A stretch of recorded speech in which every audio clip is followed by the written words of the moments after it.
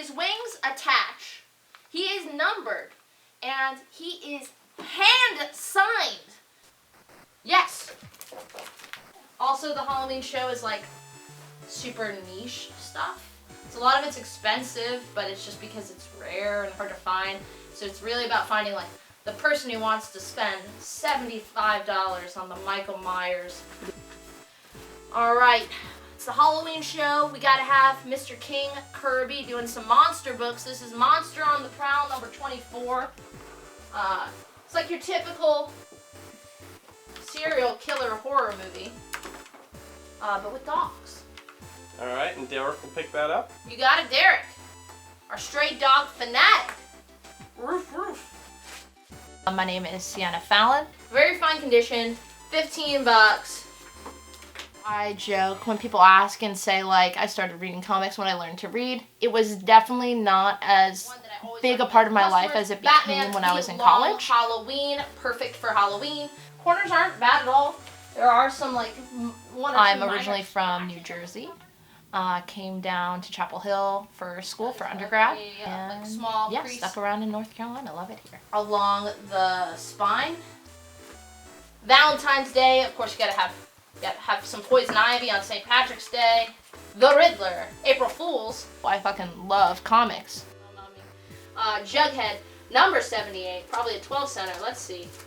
10 center, even better. I'm definitely a talker. I am an extrovert. I love talking to people. I love talking to people about what I'm passionate about. And put one price on that. Trying to find a comic that someone will love based off of, like, that's my favorite thing. Like, tell me what movies you like, what TV shows you like, what books do you read, and me trying to find, like, the perfect read for you. Like, I loved that.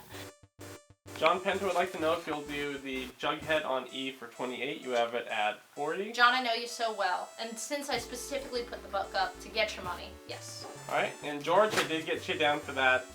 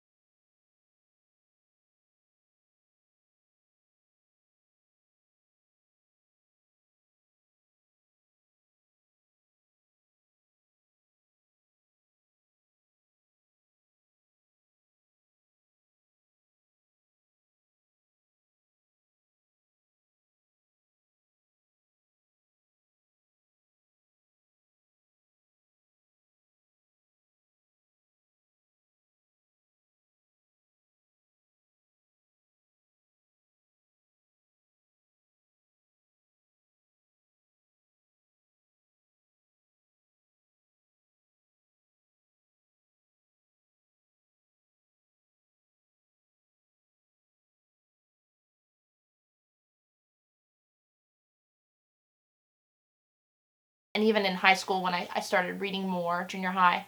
But as a kid, my dad had collected as a kid. He was a big Marvel guy.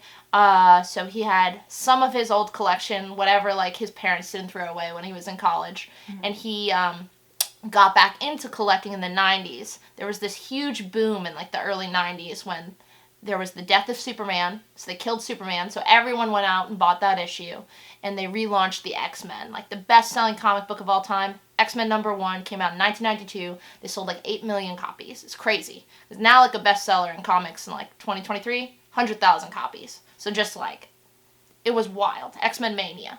And my dad had always been an X-Men fan, so he got back into collecting like the couple of years before I was born. And unfortunately comics are expensive and so are kids, so he stopped when I was born.